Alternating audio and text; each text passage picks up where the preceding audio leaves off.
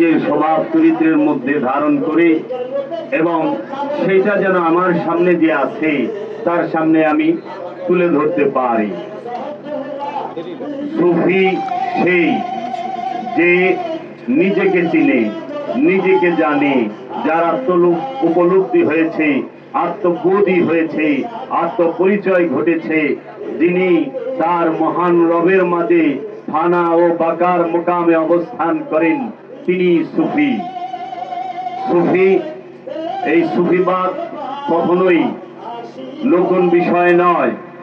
সুফিবাদের চর্চা, সুফিবাদের শিক্ষা, সুফিবাদের আগমন বাবা আদম আলাইহিস সালাতু ওয়াস সালামের সময় থেকে শুরু করে আজও পর্যন্ত চলে এসেছে এবং কিয়ামত পর্যন্ত এই বিশ্ব ব্রহ্মাণ্ড ধ্বংস হওয়ার পূর্ব মুহূর্ত পর্যন্ত এই সুফিবাদ থাকবে। কারণ এই সুফিবাদের ধারায় মানুষ হেদায়েত লাভ করবে, সুফিবাদের ধারাই মানুষ তার নফসকে পবিত্র করবে, সুফিবাদের ধারাই মানুষ আল্লাহর রসুলের পরিচয় জানতে পারবে, আল্লাহ রব্বুল আলামিনের দিদার লাভ করতে পারবে। এই সুফিদেরকে আজকে আমরা দেখতে পাই না জানার কারণে, অজ্ঞতার কারণে, না বোঝার কারণে অনেক সময় সুফিদেরকে নিয়ে অজ্ঞতাবশত আমরা অনেকেই আছেন যে বিভিন্ন আলোচনা করে থাকেন, ভুল আলোচনা করে থাকেন। এই সুফিরা সর্বসময়ে একটি জিনিসই করেছেন, সেটি হইল মানুষের হেদায়েত এবং রবের দাসত্ব করেছেন। মানুষের হেদায়েতের জন্যই সুফিরা আসেন। আর সুফি কখনো হওয়া যায় না, সুফি হয়ে যায়। সুফি সাজা যায় না, সুফি হয়ে যায়। সুফি সাজে কিন্তু কাজ হয় না।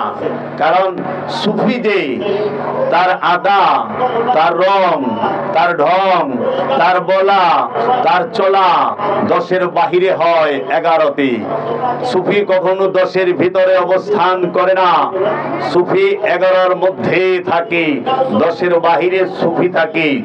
সুফি কে, সুফিদেরকে চিনতে চাইলে সুলতানুল হিন্দ খাজা গরিবে নওয়াজ মঈনুদ্দিন চিশতি আজমেরি আলাইহিস সালাতু ওয়াস সালাম বলেছেন, বাবা সুফিকে যদি চিনতে চাও, সুফিকে যদি বুঝতে চাও, 3টা জিনিস তার মধ্যে থাকবে সর্বসময়ে, 3টা বিষয় সেই থাকবে। তার মূলে যে সবচেয়ে বড় বিষয় সেটা হলো সুফি সর্বপ্রথম যে গুণটি ধারণ করে আছেন তিনি সার্বজনীন। যিনি সুফি তিনি সার্বজনীন। সুফির কাছে জাত পাত থাকে না, সুফির কাছে জাত পাতের কোনো স্থান নাই। সুফির কাছে ভালো মন্দ সবাই বসে থাকে, শুধু সুফির কাছে বসতে পারে না ফেরকা, দল, গ্রুপ, দলবাজি, ফেরকাবাজি, এইটা সুফি করে না। সুফির এটা ধর্ম না।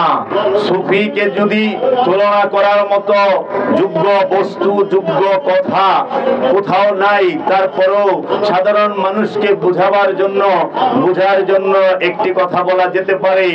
আমরা বাবা খাজা গরিবে নওয়াজ থেকে জানতে পারি যে খাজা গরিবে নওয়াজ বলেছেন, বাবা একজন সুফি সমুদ্রের মতো হয়। এই সমুদ্রের মধ্য থেকে কে লোটা ভরে, কে বালতি ভরে, কে নৌকা ভরে পানি নিয়ে গেল, সমুদ্র দেখতে যায় না। সমুদ্র বলে, যে পিপাসিত তুমি আমার কাছ থেকে এসে তোমার পিপাসা মিটিয়ে যাও, যার পানি লাগবে সে নিয়ে যাও, কতটুকু নিলে, কি নিলে, এইটা সমুদ্র কাউকে জিজ্ঞেস করে না। ঠিক সুফি সেই রকম আল্লাহর মহা নূরে নূরময় হয়ে বসে আছেন।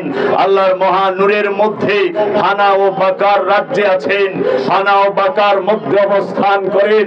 আমার মতো পাপী সেই সুফির কদমে যায় তার রহমতের ভাণ্ড থেকে যদি একটু রহমত নিয়ে যেতে পারে, আমার মতো অধম পাপী ধন্য হয়। তাই আমরা সুফির দরবারে এসে আমরা সব সময় বিনয়ের সাথে, মহব্বতের সাথে, চোখের জলের সাথে আমরা সুফিদের কদমে ভক্তি ও শ্রদ্ধা জানাই। কারণ সুফি সে রহমতের ভান্ডার, এটা আমার কথা না, আমার মাওলায়ে কায়নাত রব্বুল আলামিন তিনি বলেছেন আমি যথেষ্ট নিয়ামত দিয়েছি আমার ওলিদেরকে। তাই আমার ওলিরা, আমার বন্ধুরা যারা, তাদের কোনো ভয় নাই, তারা চিন্তিত হবেন না। আলা ইন্না আউলিয়াল্লাহি লা খাউফুন আলাইহিম ওয়ালা হুম ইয়াহজানুন। নিশ্চয়ই আমার বন্ধু যারা, আমার ওলি যারা, তাদের কোনো ভয় নাই, তারা চিন্তিত হবে না, হয় না, হওয়ার কোনো সুযোগ নাই। আল্লাহর ওলিদেরকে যদি বুঝতে চান, কিছুটা হইলেও বুঝতে হবে। দ্বিতীয় বার বলেছেন, দ্বিতীয় উপমাটা দিয়েছেন, বাবা সুফি হয় ওই সূর্যের মতো। সূর্য কখনো হিন্দু, মুসলমান, বৌদ্ধ, খ্রিস্টান, ইহুদি, নাসারা দেখে কিরণ দেয় না, তাপ দেয় না। কে ইমানদার, কে বেঈমান, কে আস্তিক, কে নাস্তিক, কে শিয়া, কে সুন্নি, কে আল্লাহকে মানে, কে আল্লাহকে মানে না, সেটা দেখে সূর্য কিরণ দেয় না, তাপ দেয় না। কারণ সূর্যের কাজই কিরণ দেওয়া, তাপ দেওয়া। সূর্যই আমাদেরকে অনেক দিক দিয়ে, অনেক সাইড দিয়ে খোদার কুদরতের মাধ্যমে আমাদেরকে সেবা দিয়ে যাচ্ছে। তাই সুফি যারা, আল্লাহর ওলি যারা, তারা সব সময় আপনাকে আলো দেবে, তারা সব সময় আপনাকে আপনার যেটা প্রয়োজন, কিরণ বলেন, তাপ বলেন, যাহাই বলেন, আপনাকে সুফি দিয়ে যাবে। কারণ সুফির কাজই, সুফি আসেই আপনাকে আলো দেবার জন্য। তাই তো আমরা বলে থাকি, গুরু ও আমার দয়াল গুরু, গু মানে অন্ধকার, রু মানে আলো। অন্ধকার থেকে যে আলোর পথে আনতে পারে সেই হচ্ছে গুরু। যে অন্ধকার হতে আলোর পথে আনতে পারে না, সে গুরু হয় না। খাজা বাবা তৃতীয় উপমা দিয়েছেন, বাবা সুফি হচ্ছে, আল্লাহর ওলি হচ্ছে এই জমিনের মতো। এই জমিনকে তুমি যতই আঘাত করো, এই জমিন তোমাকে প্রতিঘাত করে না, এই জমিন তোমাকে ফেরত দেয় না। তুমি জমিনের মধ্যে যতই আঘাত করতেছ, এই জমিনের মধ্যে কত প্রকার অপকর্ম, কত প্রকার ভালো কর্ম, কত প্রকার জুলুম, অত্যাচার, কত কিছু হচ্ছে। জমিন ধৈর্য ধরে চুপ করে বসে আছে। জমিন নেয় না। কেন নেয় না? কারণ কি? কারণ সে আল্লাহর দাস, সে আল্লাহর সৃষ্টির সেবায় নিয়োজিত। এই জমিনের মতো, এই আসমানের মতো, এই সূর্যের মতো, এই সমুদ্রের মতো হয় আল্লাহর ওলিরা। তাই আল্লাহর ওলিদের কাছে জাত পাতের কোন স্থান থাকে না। আল্লাহর ওলিদের কাছে ভালো মন্দের স্থান নাই। তাই বশরে হাফি বলেছেন, বাবা বেতম ওয়ারসি বলেছেন যে এই সুফিবাদের রাজ্যে ভালো মন্দের কোন স্থান নাই। ভালাই বিনিস, বুড়াই বিনিস, ভালো মন্দের স্থান সুফিবাদে নাই। সুফিবাদে একটা জিনিসের স্থান, সেটা হলো মহাব্বত। মহাব্বত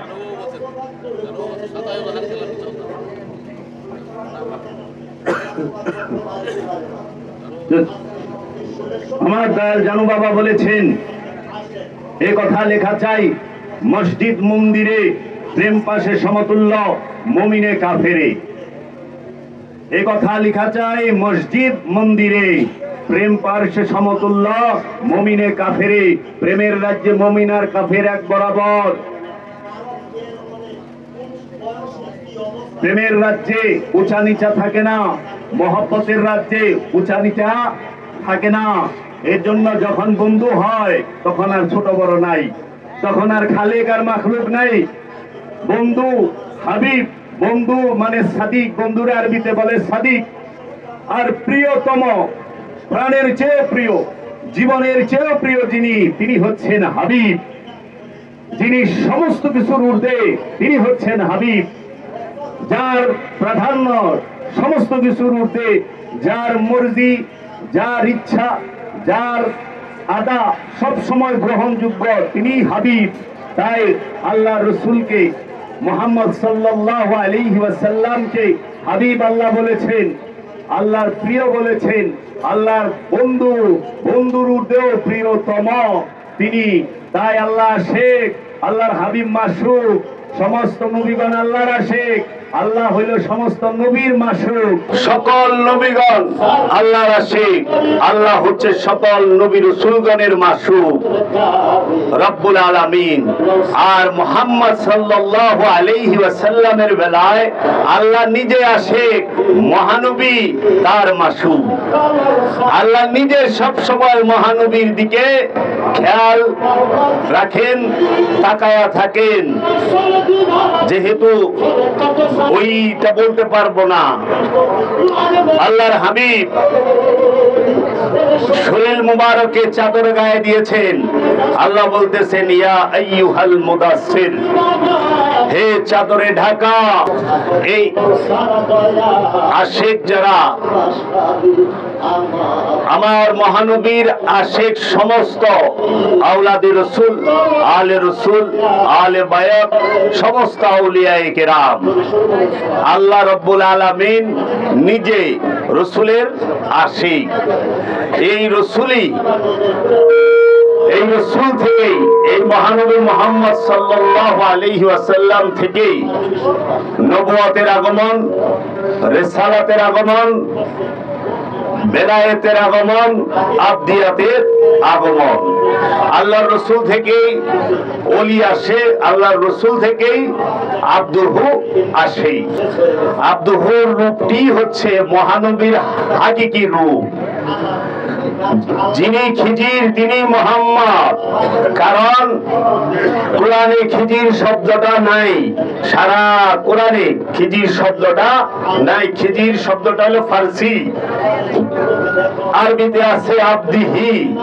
সূরা বনী ইসরাঈলের 1 নম্বর আয়াত, সুবহানাল্লাযী আসরা বিআবদিহি লাইলাম মিনাল মসজিদুল হারাম ইলাল মসজিদুল আকসা।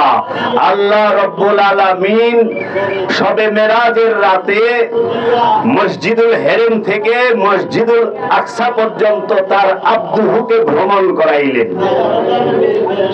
আব্দুহু ভ্রমণ করেছেন, খেয়াল করেন। আব্দিহি আছে, নবীহি নাই, রাসূলিহি নাই, কিংবা ওয়ালিহি নাই, আব্দিহি। এই আব্দুহুকেই কিতাবের মধ্যে মুফাসসিরিনগণ এবং রাবীগণ তারা খিজির নামে লিখেছেন। যখন ফার্সি ভাষায় লিখেছেন, ফার্সি ভাষায় বলে খিজির, আর আরবিতে বলে আব্দুহু, বাংলায় বলে আল্লাহর দাস। কার দাস? রবের দাস, আর কেউ না। আর রব সব সময় এই দাসকে সর্বযুগে, সর্বকালে, সর্বসময়ে রেখেছে। আর এই আল্লাহর দাস যিনি, তিনি বেলায়েত দান করেন। তাই আমরা গতকাল যে আশা মুবারক স্পর্শ করার জন্য আমরা জানো মাওলার রওজা মুবারক উপস্থিত হলাম, সেই আশা মুবারক গুলো এই আল্লাহর আব্দুহুরই দেওয়া, যিনি এই সৃষ্টি জগৎ, রহস্য জগতের সর্বশ্রেষ্ঠ স্তরে অবস্থান করেন। যে আব্দুহু নবীকে শিক্ষা দেন, সূরা কাহফ খোলেন, মুসা নবীকে আল্লাহর আব্দুহু হযরত খিজির আলাইহিস সালাম শিক্ষা দিচ্ছেন। মুসা তিনি আল্লাহর রাসূল, এই আল্লাহর রাসূল তো আব্দুহু শিক্ষা দিচ্ছেন। মুসা তিনি আল্লাহর ওলিও, এই আল্লাহর ওলিকেও আব্দুহু শিক্ষা দিচ্ছেন। কি শিক্ষা দিচ্ছেন? কোন ভাষা শিক্ষা না, রহস্যের জ্ঞান। তাসাব্বুরের মুস্তাকিমের ভিতরে যে ইস্তেকামাত, সেই ইস্তেকামাতের শিক্ষা, যেটা সাবিরিনের ধৈর্যের ঊর্ধ্বে। সাবিরিন ইস্তেকামাত যেটা ধৈর্যের ঊর্ধ্বে, যেটা মাওলা হুসাইন কারবালায় দেখিয়েছেন, সেই আল্লাহর আব্দুহুরাই ওলি পয়দা করে।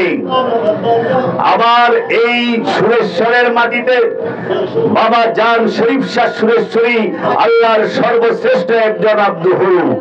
এই আব্দুহুর বাগান থেকে অসংখ্য ওলি, অসংখ্য পীর আউলিয়া কেরামের আগমন হয়েছে, অসংখ্য দরবেশ ফকিরের আগমন আগমন হয়েছে এই সুরেশ্বরের বাগানে, জানু মাওলার ফুলের বাগানে নূরের ফুল অসংখ্য আছে, যারা এই সারা বাংলার জমিনে আল্লাহ এবং আল্লাহ রসুলের দ্বীনের শিক্ষা দিচ্ছেন।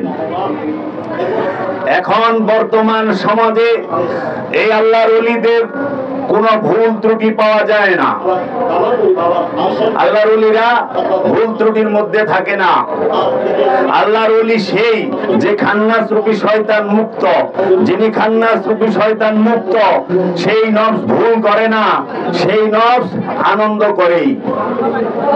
ওই আল্লাহর ওলি যারা, তাহারা কখনো ভুল করে না। আল্লাহর ওলিদের ভুল নাই, আল্লাহর ওলিরা মাসুম, আল্লাহর ওলিরা মুমিন। মুমিন যাহা করে তাহা করাই ইবাদত, মুমিন যাহা বলে তাহা করাই ইবাদত। মুমিন যেটা করে সেইটাই ইবাদত। মুমিনের দেখা ইবাদত, মুমিনের শোনা ইবাদত, মুমিনের ধরাও ইবাদত, মুমিনের হাঁটা চলা ফেরা খাওয়া দাওয়া কথাবার্তা সব ইবাদত।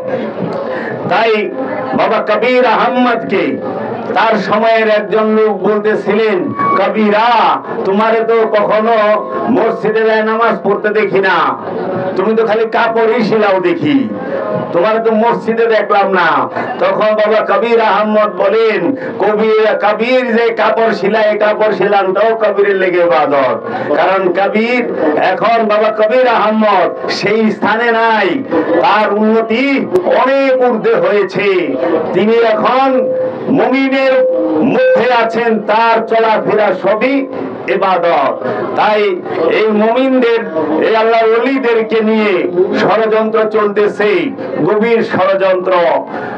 কিছু সাধারণ মানুষ, কিছু অবুঝ মানুষের মধ্যে প্রচার করা হচ্ছে যে ওলি আল্লাহদের কাছে যাওয়া দরকার নাই, ওলি আল্লাহর কাছে যাওয়ার কথা আল্লাহ বলে নাই, এই কথা তারা বলে।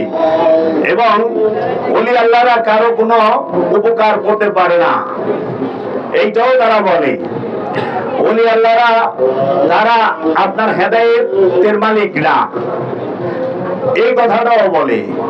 আপনারা মাজারে যাবেন না, আপনারা ওলির দরবারে যাবেন না, এত দূর পর্যন্ত বলে ফেলে একটা দল যে ইসলামের সাথে ওলিদের কোনো সম্পর্ক নাই, এই কথা বলে।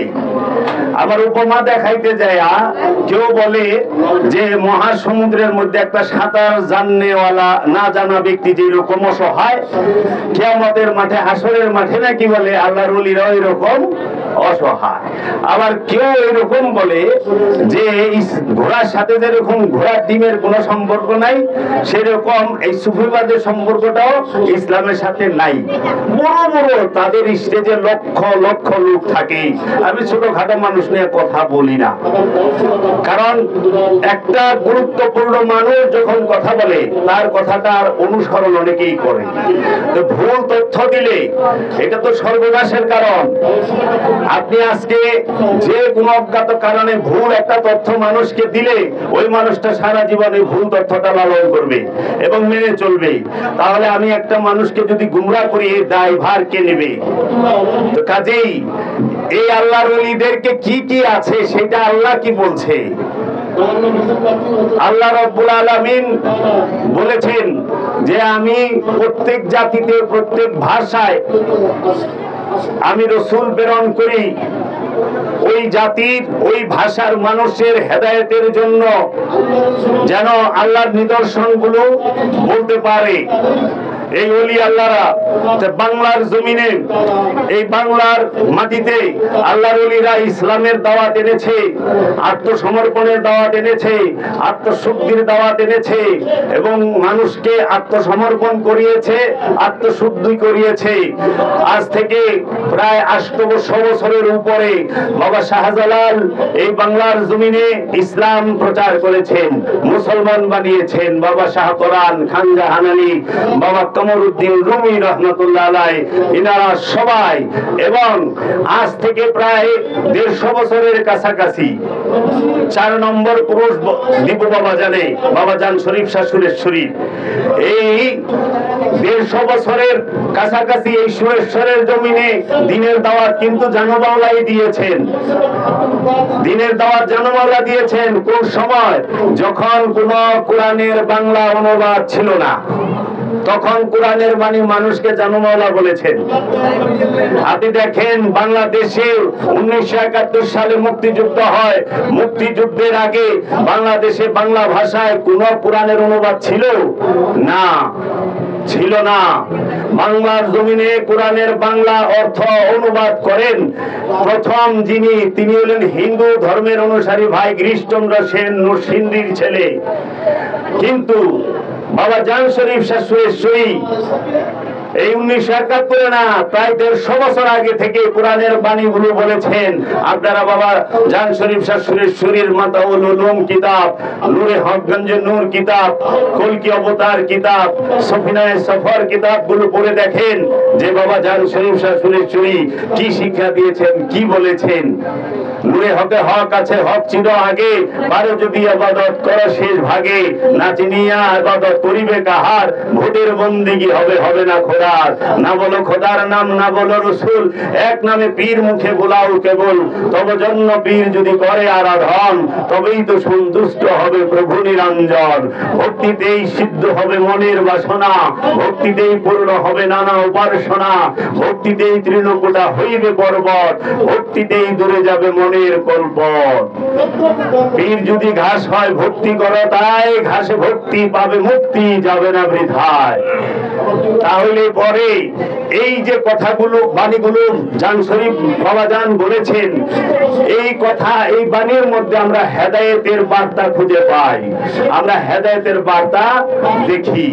এই আল্লাহর ওলিদেরকে এখন একটা সমাজ, একটা দল যারা ভাষার খেলা, শব্দের খেলা খেলে, শব্দ দিয়া মানুষকে জব্দ করে, শব্দ দিয়া জব্দ করে। আল্লাহ যার বন্ধু তিনি ওলি, ওলি আল্লাহ যে আল্লাহর বন্ধু তিনি ওলি, আল্লাহ যার বন্ধু তিনিও ওলি। ওলিরা সব সময় হেদায়েত করে থাকেন। এই ওলিদেরকে আজকে এই একটা দল আছে যাদেরকে ওহাবি ফিরকা বলা হয়, এই মতাদর্শের মানুষগুলো কি করলো?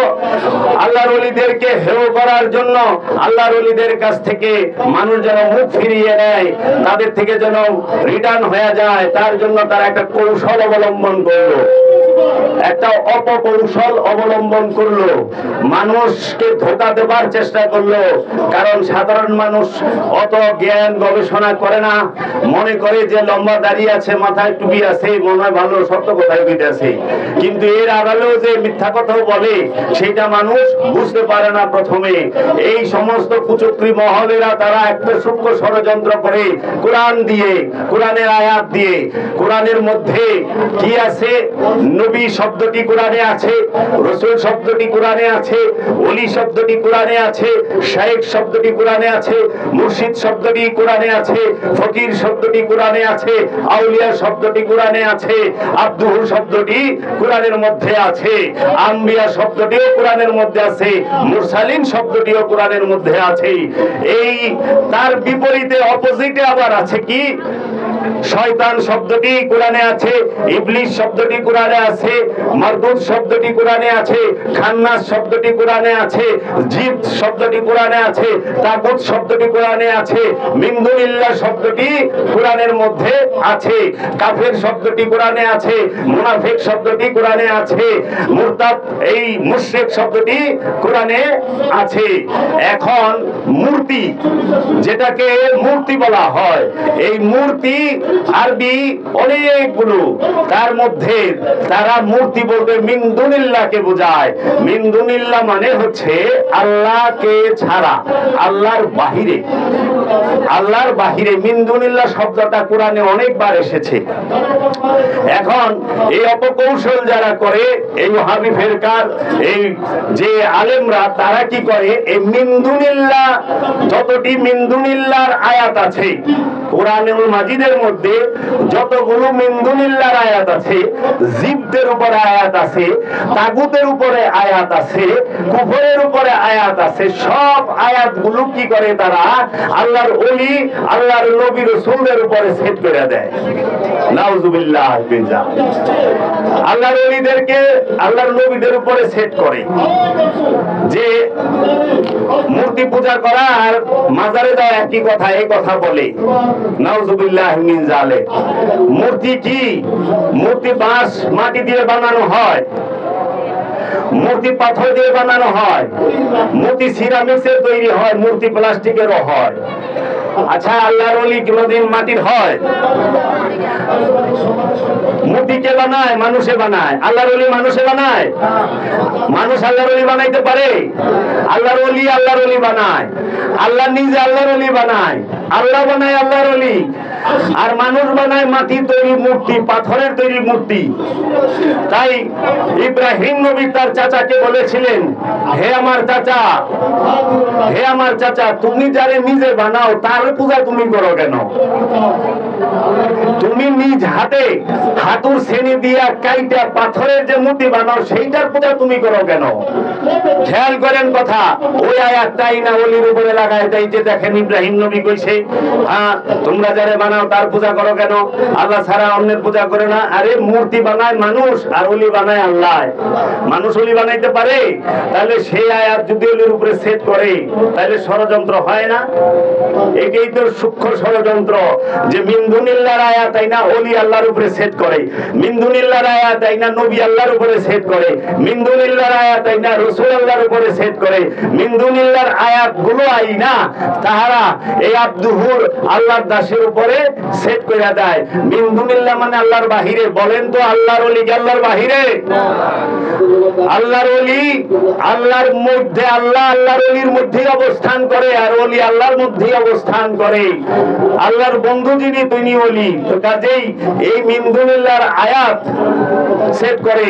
আপনি দেখবেন কোরআনে মিন দুনিল্লাহকে বলা হয়েছে জাহান্নামী। মিন দুনিল্লাহ জাহান্নামী। মিন দুনিল্লাহকে কোরআনে বলা হয়েছে বাতিল। কারণ মিন দুনিল্লাহ আল্লাহর বাহিরে। তা মিন দুনিল্লাহটাকে এটাও তো জানা দরকার আছে আমাদের। এই মিন দুনিল্লাহকে যখন ওলি আল্লাহর উপরে সেট করে তখনই জুলুম করা হয়। জুলুম কাকে বলে? জুলুমের উদাহরণ কি?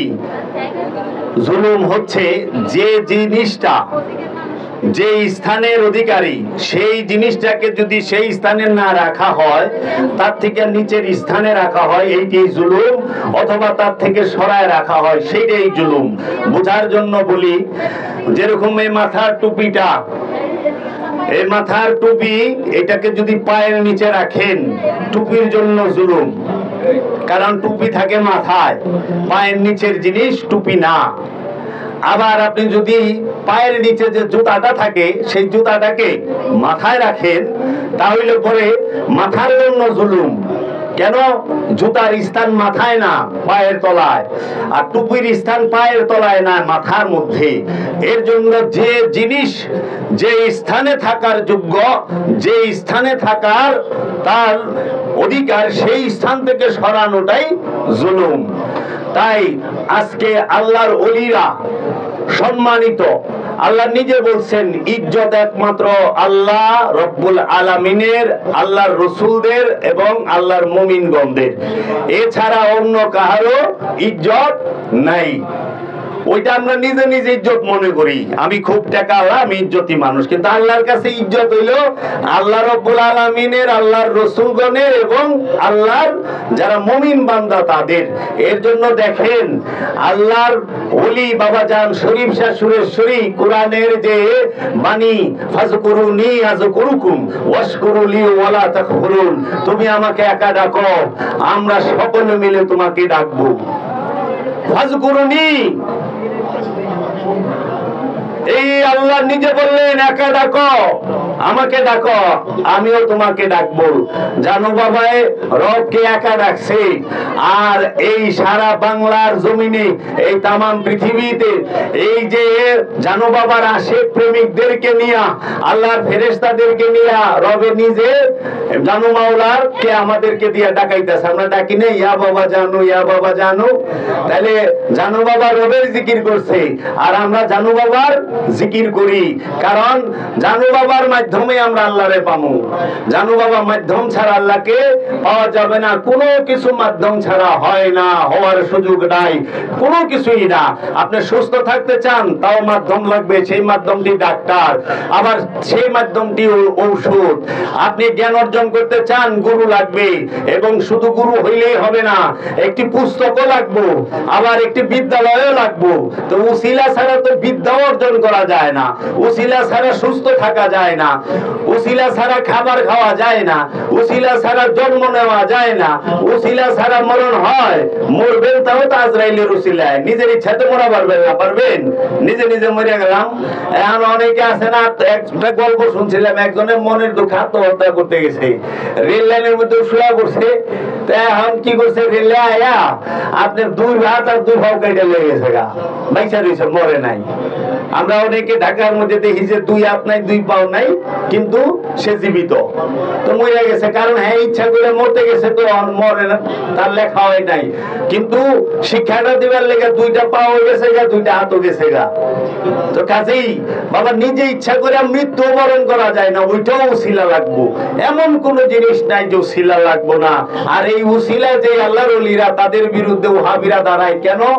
এই একটা কারণে দাঁড়ায়, আল্লাহর ওলিদেরকে যদি সমর্থন করে, তাহলে তাদের শক্তির পূজা থাকে না, ক্ষমতার পূজাটা থাকে না। এইটা নতুন না, এই আজকেও নির্যাতন হচ্ছে, এখন না। আপনি বর্তমানে মাজার ভাঙা হচ্ছে, এটা যে নতুন কিছু তা না, হয়তো বাংলার জমিনের জন্য নতুন, কিন্তু এইটা হলো পুরানা চর্চা, অনেক পুরানা চর্চা। ঠিক আজ থেকে 100 বছর আগে 1925 সালে 25শে এপ্রিল এই মক্কা মদিনা শরীফের 70,000 মাজার ভাঙা হয়েছে, 400 মসজিদ ভাঙা হয়েছিল এই আব্দুল ওহাব নজদীর নেতৃত্বে, এই সৌদ পরিবারের নেতৃত্বে। আপনারা গুগলে যায়, আপনারা ইউটিউবে যায় যদি সার্চ দেন, দেখবেন উর্দু ভাষায় সমস্ত ভিডিওগুলো আছে যে তারা কোন কোন মাজারাত গুলোকে ধ্বংস করেছে, শহীদ করেছে। এই মাজারগুলোকে শহীদ করা হয়েছে কিভাবে? যখন উসমানী খেলাফত থেকে ক্ষমতা নেয় ওহাবিরা, তখন এই মাজারগুলোকে ভাঙে। কবে? 100 বছর আগে। শেষ পর্যন্ত তারা রাসূল করিম সাল্লাল্লাহু আলাইহি ওয়াসাল্লামের মাজারে হাত দিতে যায়, তখন ব্রিটিশ বলে তোমরা ওইখানে হাত দিও না, ওইখানে হাত দিলে তোমাদের অস্তিত্ব থাকবে না। এই 100 বছর আগে অনেক আন্দোলন হয়েছিল এই অখণ্ড ভারত থেকে এবং আরবের এই সৌদির চতুর্পাশে যত মুসলমান দেশ আছে সব দেশ থেকে। কেন? এই মাজারগুলো 100 বছর আগে 1925 সালে যে ভাঙে, এই ভাঙার মধ্যে মা খাদিজাতুল কুবরার রওজা মোবারক ছিল, ইমাম আবু তালেব আলাইহিস সালামের রওজা মোবারক ছিল, ইমাম আব্দুল মুত্তালিবের রওজা ছিল, এবং মা আমিনার রওজা ছিল, ইমাম আব্দুল্লাহ আলাইহিস সালামের রওজা মোবারক ছিল, এবং আপনার জিন্নুরাইন হযরত উসমানের রওজা মোবারক ছিল, মা ফাতেমার রওজা ছিল, ইমাম হাসান আলাইহিস সালামের রওজা ছিল, এবং উম্মে সালমা, উম্মে হাবিবা এবং মা আয়েশা সিদ্দিকার রওজা মোবারক ছিল, আল্লাহর রাসূলের ছেলেদের রওজা মোবারক ছিল। 7,000-এর উপরে সাহাবীর মাজার ভাঙা হয়েছে, 70,000-এর উপরে মাজার ভাঙছে এই জান্নাতুল মাওয়া, জান্নাতুল বাকিতে। সেই কেন? তারা যখনই ক্ষমতার কেন্দ্রবিন্দুতে আসছে, ব্রিটিশের চক্রান্তে যেন ওলি আল্লাহদের দিকে মানুষ না যাইতে পারে, মানুষ যেন তার আত্মশুদ্ধি না করতে পারে, মানুষ যেন ওলি আল্লাহদেরকে ভালো না বাসতে পারে, তাদের বিরুদ্ধে বিলিয়ন বিলিয়ন পেট্রো ডলার খরচ করে তাদেরকে লাগিয়ে দেওয়া হয়েছে যে খালি তোমরা পীরের দরবারের ভুল খুঁজবা, পীরের দরবারের ভুল খুঁজবা, আর অন্য কোনো জায়গার ভুল দেখবা না। খালি পীরের দরবারে কি কি ভুল আছে সেটি খুঁজতে খুঁজতে বাইর করো, সেইখানে তোমরা খালি মানুষের কইবা আর মানুষকে বিভ্রান্ত করবা। কি পীরের দরবারের নারী পুরুষ একসাথে বইয়া থাকে, কই পাইলেন? শরীয়ত নাই, কবিরা গুনাহ, সগীরা কবিরা গুনাহ মাফি গুনাহ, যে গুনাহ মাফি গুনাহ কিংবা গুনাহের এরকম যদি জিগায় বাবা যান পীরের দরবারে নয় নারী পুরুষ একসাথে বসে থাকে, ঠিক আছে, কাবা শরীফেও তো নারী পুরুষ একসাথে হজ করে, হজ করে না? করে তো। ওই জায়গায় তো একবার না নারী পুরুষ আলাদা করেন? নারী পুরুষ আলাদা করতে পারে না। কেন? পুরুষ থাকে হেরামের 2 টুকরা কাপড় পরে, নারী থাকে হেরামের 3 টুকরা কাপড় পরে, তাও আবার শিলি ছাড়া, একদম শিলি ছাড়া। আল্লাহর ওলির দরবারে তো আমরা পাঞ্জাবি পাগড়ি টুপি পরে বয়ে থাকি, নারীরা বোরকা পরে কাপড় পরে 3 পিস পরে বয়ে থাকে না, শালীন পোশাক পরে তো বসে থাকি আমরা নাকি? তাহলে ওলির দরবারে দেখে কেন তাহারা এই মেজাজি কাবাকে, রূপক কাবাকে, এই যে তাজিমি কাবা, যে সেই কাবাকে তারা মানতে পারে, কিন্তু জিন্দা কাবা, নূরের কাবা, আল্লাহর নূরের কাবা, আল্লাহ নিজ হাতে যে কাবাকে বানাইছে সেই কাবাকে তারা মানতে চায় না। জিন্দা কাবাকে আল্লাহর ওলি, জিন্দা কাবাকে বানাইছে আল্লাহর ওলি, আল্লাহ নিজে বানাইছে, আল্লাহই তো আল্লাহর ওলি বানায়। এবং জিন্দা মসজিদ যদি দেখেন আল্লাহর ওলিদের অন্তর, আল্লাহর ওলিদের কলব, আল্লাহর গড়, এই ওলিদেরকে মানতে চায় না, জিন্দা কাবাকে মানতে চায় না। কেন? কারণ ওহাবি ফেরকা তারা সব সময় অনুষ্ঠান সর্বস্ব, বাহিরের দিকে দেখাটাই তাদের মূল দর্শন। ওহাবি ফেরকার মূল দর্শনটাই হচ্ছে তারা বাহিরকে নিয়ে পয়রা থাকে, অনুষ্ঠানকে নিয়ে পয়রা থাকে। ওনারা অনুষ্ঠানকে একমাত্র হেদায়েত মনে করে, মূল মনে করে, কিন্তু অনুষ্ঠান যে সত্যকে পরিচয় করাই দেবার মাধ্যম, সত্যকে পরিচয় করাই দেবার একটা উসিলা, সেটা তারা মানতে চায় না, বুঝতে চায় না, বুঝে না। তাই তারা কি করে? মিন দুনিল্লাহর আয়াত ওলি আল্লাহর উপরে লাগায়। দেখেন কোরআনে একটি আয়াত আছে, মিন দুনিল্লাহকে আল্লাহ জাহান্নামী বলছেন। আল্লাহ কোরআনে বলতেছেন, ইন্নাকুম ওয়া মা তা'বুদুনা মিন দুনিল্লাহি হাসিবু জাহান্নাম। আল্লাহ বলতেছে ইন্নাকুম ওয়া মা তা'বুদুনা মিন দুনিল্লাহি হাসিবু জাহান্নাম। ইন্নাকুম নিশ্চয়ই তোমরা, ওয়া মা এবং তোমাদের, মিন দুনিল্লাহি মূর্তিগুলো তথা প্রবৃত্তিগুলো, তোমাদের নিজের ইচ্ছার প্রবৃত্তির ইচ্ছাগুলো, সেইগুলোই জাহান্নামের ইন্ধন। পাথরের মূর্তি জাহান্নামের ইন্ধন না, মানুষের আপন ইচ্ছার প্রবৃত্তিগুলোই, এই আপন প্রবৃত্তির ইচ্ছাগুলোই জাহান্নামের ইন্ধন। জাহান্নামের ইন্ধন হলো মানুষের আপন প্রবৃত্তির ইচ্ছাগুলো। এই ইচ্ছা যতক্ষণ থাকবে জাহান্নামের আগুন জ্বলবে। এই মিন দুনিল্লাহ আল্লাহর বাইরে, এইটা নিয়ে লাগায় দেয় এই ওলি কি আল্লাহ। সাধারণ মানুষ কয় না তো, কইতে হ্যাঁ কি কয় মানুষ, কইতে হ্যাঁ আল্লাহর, হ্যাঁ আল্লাহ না, এটা আল্লাহর বাইরে। আল্লাহর বাইরে যে তুমি তার কাছে যাবে, আল্লাহর বাইরে যে তার কাছে যাবে না, তুমি আল্লাহর কাছে চাও, আল্লাহর বাইরে লোকের কাছে চাও, হ্যাঁ তো মিন দুনিল্লাহ। আর এটা হলো মিন দুনিল্লাহর আয়াত কোরআনে আছে, মিন দুনিল্লাহরা জাহান্নামী। তো তুমি যে পীরেটা যাইতেছ হ্যাঁ তো জাহান্নামী, নাউযুবিল্লাহি মিন যালিক। দেখছেন মানুষকে কোন হান্দে খোঁচা দেয়। অথচ এই আয়াতটা নাজিল হয়েছে মূর্তির উপরে। ইব্রাহিম নবীর জমানায় যে মূর্তি নিয়ে কথা হইতো, সেই মূর্তির উপরে যে মিন দুনিল্লাহ জাহান্নামী, ওলি আল্লাহকে জাহান্নামী বলতে পারবে, এইটা কার ক্ষমতা আছে? আবু জেহেল ছাড়া। আর মাওলা আলীকে তো আবু জেহেল জাহান্নামী কয়ে পারবো না, পারবো? পারবো না। মাওলা আলীকে মুয়াবিয়ার বাপেও জাহান্নামী করতে পারবে না, মাওলা আলীকে মুয়াবিয়াও জাহান্নামী করতে পারবে না। মানতে হবে মাওলা আলী তিনি মাওলায়ে কায়নাত। তো কাজী এই মিন দুনিল্লাহ আর ওলি আল্লাহর মধ্যে আসমান জমিন তফাৎ। মিন দুনিল্লাহ সে পাথর, মূর্তি, মূর্তি পাথর, মূর্তির নফস নাই, কিন্তু ওলির নফস আছে। মূর্তি পাথরের মূর্তির মধ্যে খান্নাস রূপী শয়তান নাই, মানুষের মধ্যে খান্নাস রূপী শয়তান আছে। মানুষের মূর্তির মধ্যে রু নাই, কিন্তু মানুষের জীবন রোগের নিকটে আল্লাহ রুকে দিয়ে রাখছে।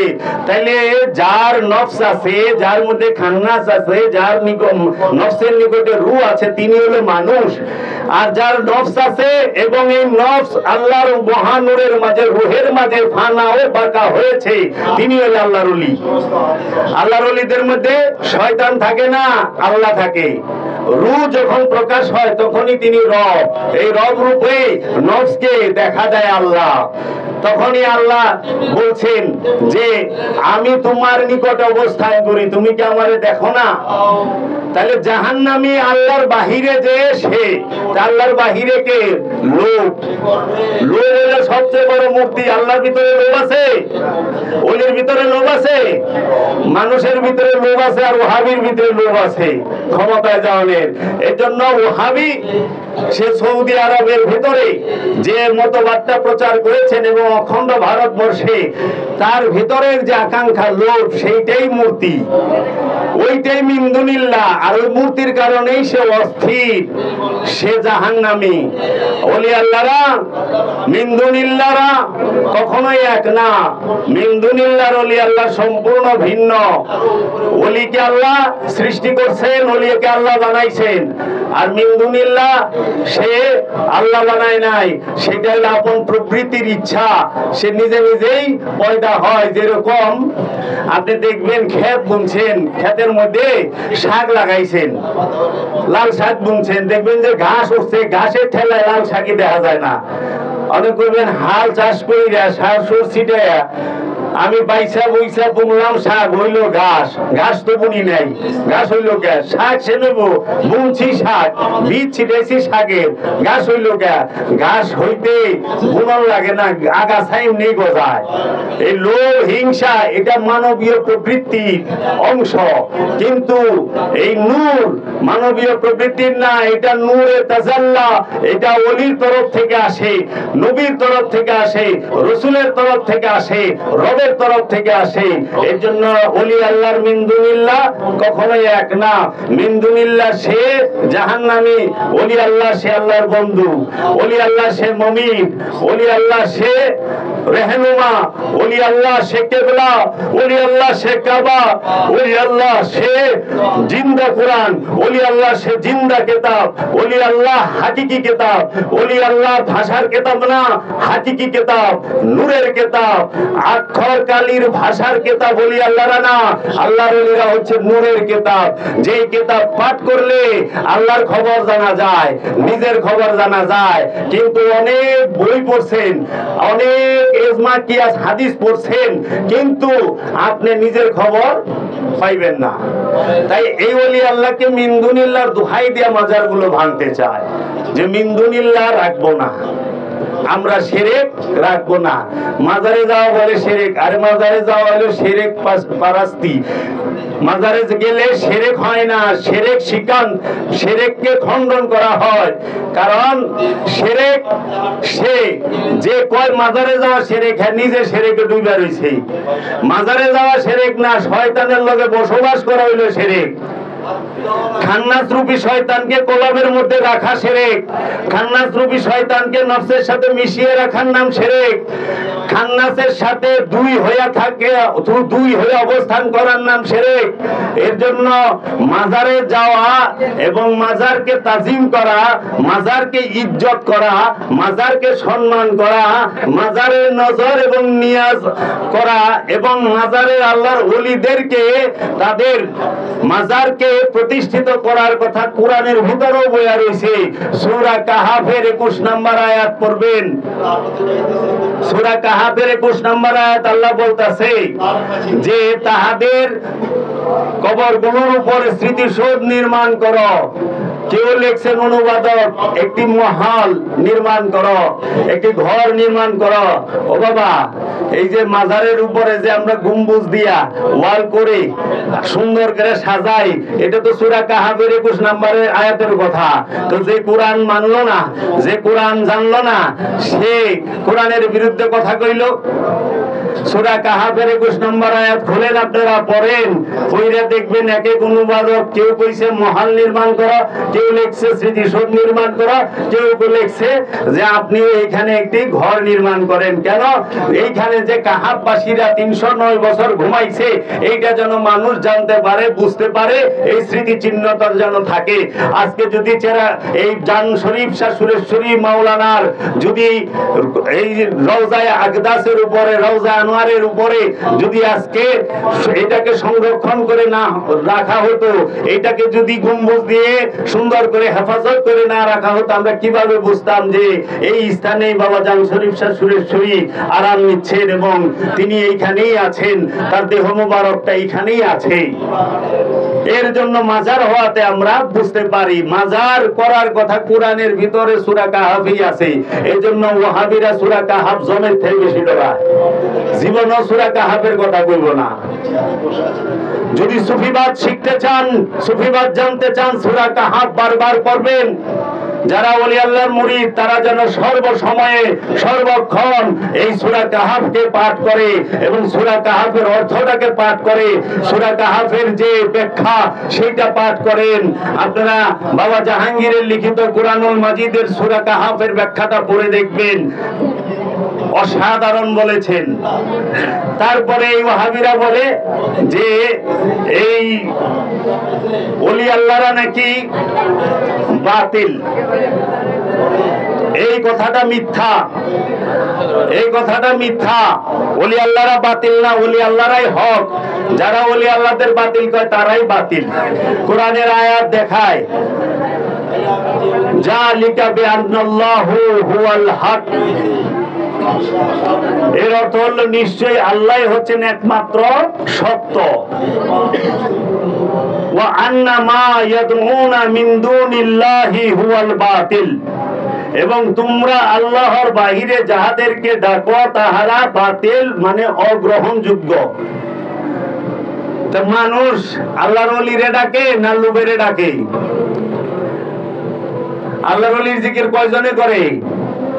মানুষ তো লোভকে ডাকে, মানুষ লোভের পূজা করে, মানুষ অহংকারকে ডাকে, অহংকারের পূজা করে। ছেলে এমএ পাস করলে আমার পোলা এমএ পাস করছে, আমার পোলা ডাক্তার, আমার পোলা ইঞ্জিনিয়ার। চাচিরে জিজ্ঞাসি, চাচি আম্মা মেয়ে বিয়ে দিলেন, মেয়ের জামাই কি পাস? মেয়ের জামাই না, ঢাকা মিরপুর 6 নম্বরে 6টা বাড়ি আছে। জিগাইলাম আম্মা মেয়ে বিয়ে দিছেন, বোনের বিয়ে দিছেন, জামাই কি পাস? কয় আমগো জামাই না মিরপুর 6 নম্বরে 6টা বাড়ি আছে। তো এই যে ডিগ্রি, ওই বাড়িটাই তার অহংকার। মানুষ অহংকারের পূজা করে, মানুষ হিংসাকে ডাকে, হিংসার পূজা করে, মানুষ গীবতের পূজা করে, গীবতকে ডাকে। এর জন্য এই গীবত সে বাতিল, অগ্রহণযোগ্য। এই অহংকার সে বাতিল, সে অগ্রহণযোগ্য। এই লোভ সে বাতিল, সে অগ্রহণযোগ্য। এই হিংসা সে বাতিল, সে অগ্রহণযোগ্য। এই মোহ মাৎসর্য এগুলো সবই বাতিল, এগুলো সবই অগ্রহণযোগ্য, এগুলোকে গ্রহণ করা যাবে না। তাহলে একমাত্র সত্য কি, সঠিক কি? আল্লাহর ওলিরা, আল্লাহর ওলিরা, আল্লাহর ওলিদেরকে গ্রহণ করতে হবে। আল্লাহর ওলিরাই হক। আল্লাহর ওলিদেরকে ডাকলে আল্লাহকে ডাকা হয়। আল্লাহর ওলির কাছে সাহায্য চাইলে আল্লাহর কাছে সাহায্য চাওয়া হয়। কারণ আল্লাহ নিজেই কইছেন, আল্লাহর হাবিব নিজেই কইছেন হাদিসে কুদসির মধ্যে যে বান্দা নফল ইবাদত করতে করতে এত নিকটে আইসা পড়ে আমার, যে সে যে জবান দিয়া ডাকে সেই জবানটা আমার জবান হয়ে যায়, যে চোখ দিয়ে সে দেখে সেই চোখটা আমার চোখ হয়ে যায়, যে হাত দিয়ে সে ধরে সেই হাতটা আমার হাত হয়ে যায়, যে পা দিয়ে সে হাঁটে সেই পাটা আমার পা হয়ে যায়। সে যাহাই করে সেইটার মধ্যে আমি অবস্থান করি। আমার ইচ্ছা ছাড়া আমার রাসূল জীবনে একটি কথাও বলে নাই। ওমা ইয়ানতিকু আনিল হাওয়া, সূরা নজমে 3 নম্বর আয়াত খুলে দেখবেন। ওমা ইয়ানতিকু আনিল হাওয়া, আমার রাসূল জীবনে নিজের ইচ্ছায় একটা কথা কয় নাই। আচ্ছা, জীবন শুরু হয় কবে থেকে ভাই? 40 বছর থেকে? জীবন কি 40 বছর থেকে শুরু? না যেদিন মায়ের গর্ভে আইছে ওই দিন থেকেই শুরু? যেদিন পৃথিবীতে ভূমিষ্ঠ হয়েছে ওই দিন থেকেই শুরু। আর রাসূলের জীবন কখন থেকে? যখন আদম এবং হাওয়া মাটি ও পানিতে ভাসমান, যখন আদম ও হাওয়া মাটি ও পানিতে ভাসমান তখনও তিনি নবী। নবীর আগমন হইছে 570-এ, কিন্তু নবীর এইটা হলো প্রকাশ রূপ। 40 বছরে নবী নিজে প্রকাশিত হয়েছেন, বিকশিত হয়েছেন 40 বছরে। আগমন নবীর সেইটা হয়েছে মা আমেনার ঘরে, ইমাম আব্দুল্লাহ আলাইহিস সালামের ঘরে। আর দয়াল রসুল তিনি অবস্থান করেন আদম এবং হাওয়া যখন মাটি ও পানিতে অবস্থান করে তারও পূর্বে থেকে। তাই আল্লাহর রসুলের সামনে পর্বত তৈরি হয়েছে, সাগর তৈরি হয়েছে, নদ নদী তৈরি হয়েছে, আসমান জমিন সৃষ্টি হয়েছে, ফেরেশতা জগৎ সৃষ্টি হয়েছে আল্লাহর নবীর চোখের সামনে, জিন জাতি সৃষ্টি হয়েছে আল্লাহর নবীর চোখের সামনে, ইনসান জাতি সৃষ্টি হয়েছে আল্লাহর নবীর চোখের সামনে, জান্নাত সৃষ্টি হয়েছে আল্লাহর নবীর চোখের সামনে, জাহান্নাম সৃষ্টি হয়েছে আল্লাহর নবীর চোখের সামনে। তাই তো আল্লাহ কোরআনে বলছেন আলম তারা, হে আমার হাবিব আপনি কি দেখেন নাই, হে আমার হাবিব আপনি কি দেখেন নাই আমি আদ এবং সামুদ জাতিকে কিভাবে সমূলে ধ্বংস করেছি। হে আমার হাবিব আপনি আপনার কিতাবের মধ্যে ইব্রাহিমের জিকির করুন, ওয়াজকুরু ফিল কিতাব ইব্রাহিমা। হে আমার হাবিব আপনার কিতাবে ইব্রাহিমের জিকির করুন। হে আমার হাবিব আপনার কিতাবের মধ্যে ইসহাকের জিকির করুন। হে আমার হাবিব আপনার কিতাবের মধ্যে ইয়াকুবের জিকির করুন। হে আমার হাবিব আপনার কিতাবের মধ্যে নূহের জিকির করুন। হে আমার হাবিব আপনার কিতাবের মধ্যে ইদ্রিসের, সুলাইমানের জিকির করুন। তাইলে এই সমস্ত নবীর ঘটনা বলি যদি আল্লাহর নবী সচক্ষে না দেখে তা আল্লাহ কেমনে কইতাছে যে আপনি এই সমস্ত ঘটনাগুলো আপনি বলেন আপনার কিতাবের মধ্যে? তো যখন কিতাবের মধ্যে বলছে তখন বই ছিল না বাবা, কোন ভাষায় আরবি ভাষায় লেখা বই ছিল না।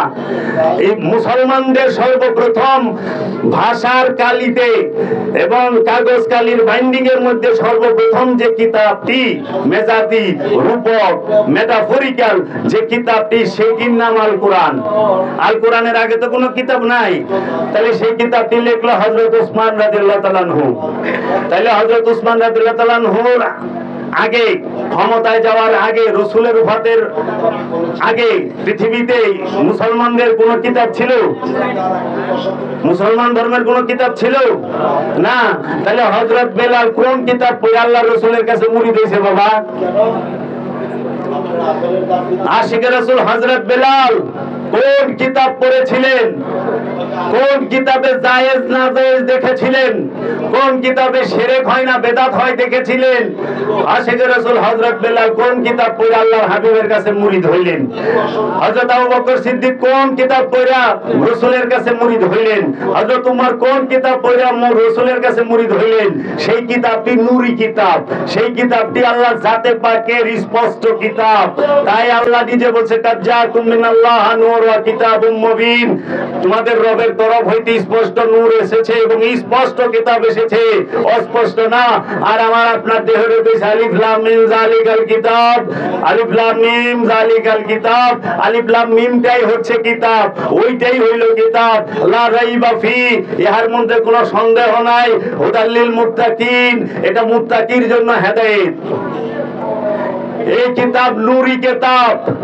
বাবা জান শরীফ শাহ সুরেশ্বরী নূরি কিতাব, বাবা নুরি শাহ নূরি কিতাব, বাবা জালাল নুরু ইয়াফি আনহু নূরি কিতাব, বাবা জাহাঙ্গীর নূরি কিতাব।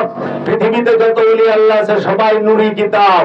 এর জন্য বই পড়া ওলি হয় না, নূরি কিতাব পাঠ করতে পারলে ওলি হয়। বই পড়া এজমা কিয়াস পড়া ওলি হয় না। তাহলে তো মাওলানা জালালউদ্দিন রুমি যাইতো না শামসে তাবরিজ বাবার কাছে, কারণ মাওলানা জালালউদ্দিন রুমি কোরআনও পড়ছে, হাদিসও পড়ছে, ইজমাও পড়ছে, কিয়াসও পড়ছে, মানতিকও পড়ছে। শুধু পড়ে নাই, উনার কাছে যে কিতাব উনি যাহা লিখছেন আজ পর্যন্ত কোন আলেম লেখা পারে নাই। উনি যা লিখেছেন আজ পর্যন্ত কোন আলেম লেখা পারে নাই। মসনবী শরীফ লিখতে পারে নাই কেউ, যে মানুষের রচিত কোরআন। মসনবী মসনবী সেই মাওলানা রুম নিজেও বলছেন পীরেরা জাতে খোদা এক নাদিদ নাই মুরিদ নাই মুরিদ নাই মুরিদ। পীরের জাত আল্লাহর জাত, যে এক মনে করে নাই সে মুরিদ হইতে পারে নাই, সে মুরিদ হইতে পারে নাই, সে মুরিদ হইতে পারে নাই। আপনি মুর্শিদকে ভালোবাসবেন, মুর্শিদের আওলাদকে ভালোবাসবেন না, এটা হইতে পারে না। সবাইকেই ভালোবাসতে হবে, কারণ পীরের জাত খোদার জাত। আবার এই মাওলানা রুমি বলতেছেন, মাওলানা রোম, মোল্লা রোম, মাওলানা না, এখন আমরা মাওলানা কই, মোল্লা রোম হারগেজ কামেল না শুদ, তা বাবা শামসে তাবরিজ না শুদ। যে পর্যন্ত মোল্লা রোম বাবা শামসে তাবরিজের গোলামি না করেছে সেই পর্যন্ত নিজে নিজে কামেল হইতে পারে নাই। তো কাজেই এই মোল্লা রোম সে মুর্শিদের গোলামি কইরা কামালিয়াত হাসিল করছে, কোরআন হাদিস আজমা কিয়াস মানতিক কইরা কামালিয়াত হাসিল হয় না। বই পড়লে বিদ্বান হওয়া যায়, ওলি হওয়া যায় না। ওলি আল্লাহর ওলি বানায় তার রহমতের নজর দিয়া, রহমতের দৃষ্টি দিয়া। তাই তো বলছে ইউতি মাইয়া শাহ, আমি যাকে খুশি তাকে বানাবো। এর জন্য বাবা মিন দুনিল্লাহর ওলি আল্লাহ এক না, আর হক আর বাতিল এক না। ওলি আল্লাহরা তাহারা আল্লাহর বন্ধু, মিন দুনিল্লাহ জাহান্নামী। ওলি আল্লাহরা আল্লাহর বন্ধু, আর এই বাতিলেরা জাহান্নামী।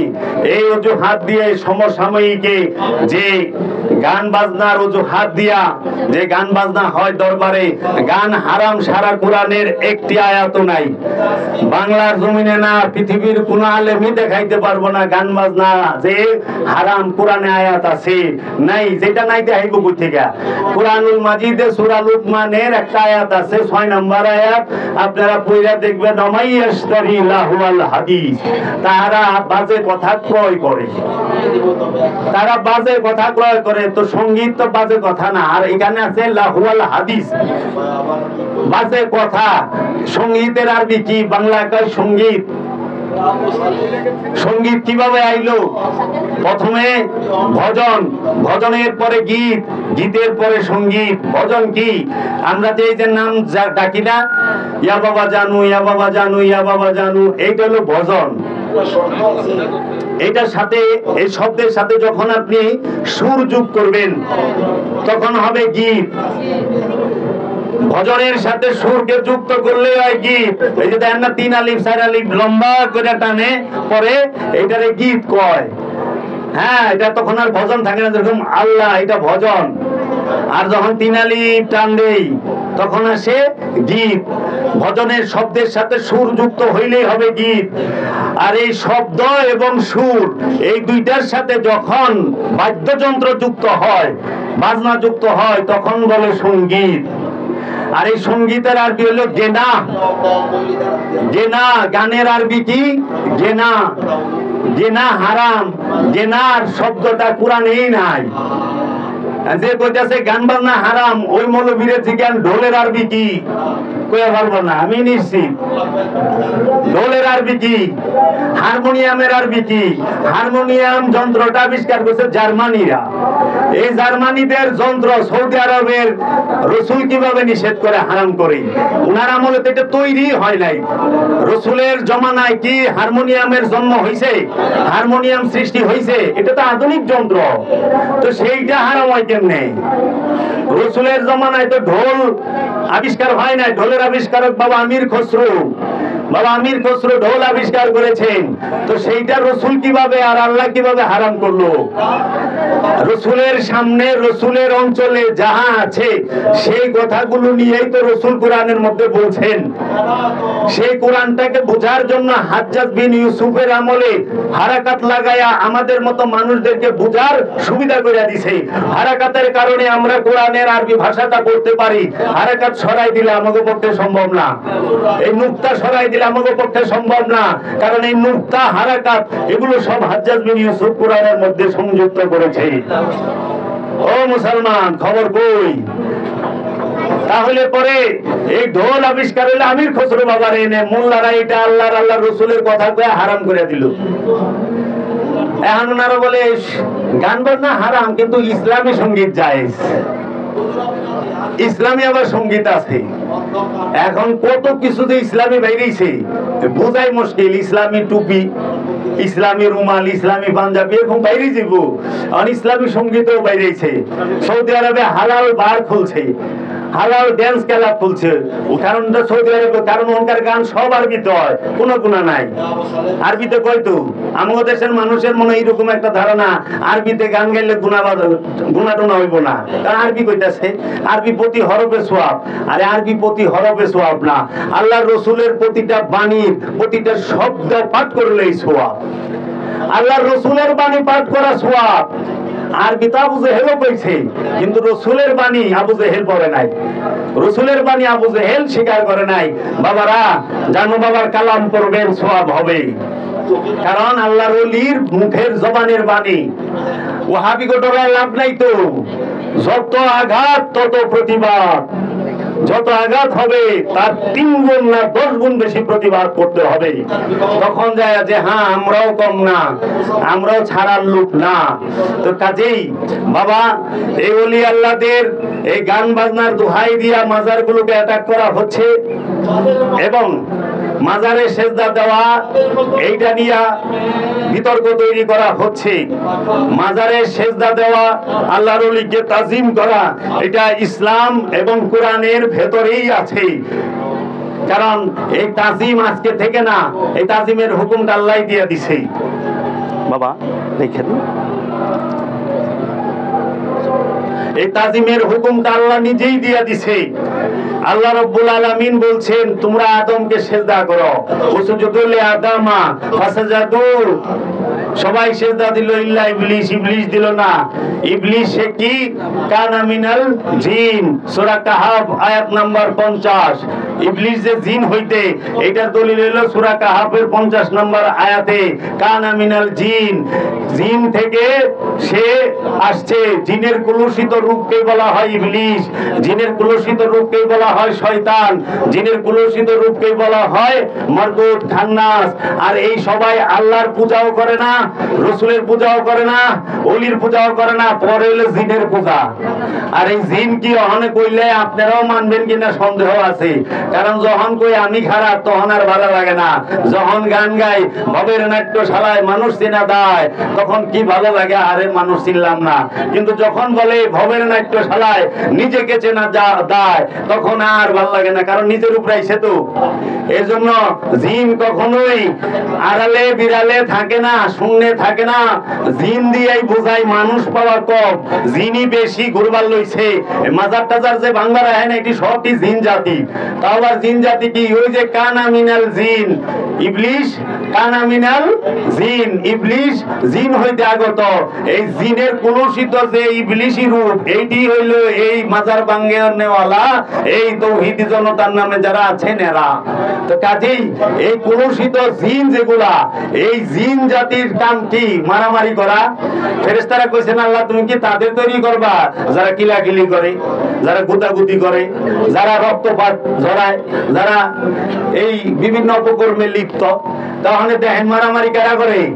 আল্লাহর ওলিরা না, আল্লাহর ওলির ভক্তরা না, কানা মিনাল জিনেরা।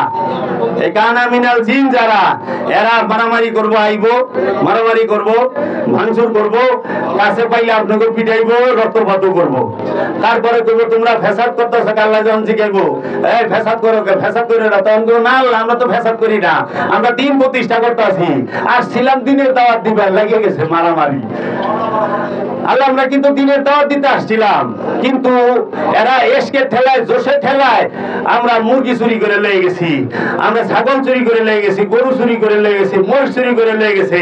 এই কানা মিনাল জিনেরা, এই জিন জাতি সংখ্যায় বেশি, জিনের থেকে সংখ্যায় কম মানুষ, মানুষের থেকে সংখ্যায় কম আমানু, আমানুর থেকে সংখ্যায় কম মুসল্লি, মুসল্লির থেকে সংখ্যায় কম মুত্তাকি, মুত্তাকির থেকে সংখ্যায় কম মুহসিনিন, মুহসিনিনের থেকে সংখ্যায় কম সাবিরিন, সাবিরিনের থেকে সংখ্যায় কম মুমিন, আর মুমিনের থেকে সংখ্যায় কম রসুল, রসুলের থেকে সংখ্যায় কম নবী, নবীর থেকে সংখ্যায় কম আব্দুহু।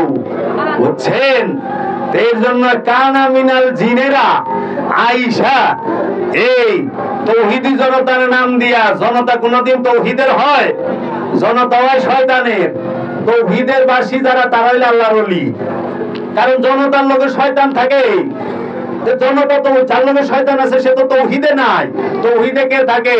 সমস্ত পশুকুল, সমস্ত সৃষ্টি জগৎ। শুধু জিন আর ইনসান তৌহিদে থাকে না, কারণ জিন আর ইনসানের লগে শয়তান আছে, এর লগে তারা তৌহিদে বাস করা পারে না। অনেক খানা মিনাল জিনেরা কয় আমরা তৌহিদি জনতা। এই জিনেরা তৌহিদি জনতা না, এরা তৌহিদে বিশৃঙ্খলা সৃষ্টিকারী ফ্যাসাদি। এই ফ্যাসাদ সৃষ্টিকারীরাই আল্লাহর ওলিদের উপর অত্যাচার করে, আল্লাহর ওলিদের উপরে নির্যাতন করে। হ্যাঁ, আমরা যখন একেবারে পোল খুইলা দেই তখন হ্যাঁ আমাকে উপরে যে এই কিনারে বন্ধ করে দেওয়া পারলে আমাকে ব্যবসা বাণিজ্য ভালো হইব।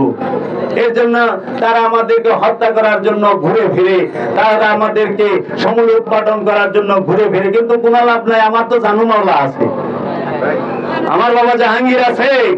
যতক্ষণ জানু মাওলা আমাকে তার দাসত্ব, তার গোলামি করার জন্য রাখবে, ততক্ষণ কারো সম্ভব না যে আমাদের উপরে কেউ আঘাত করতে পারবে।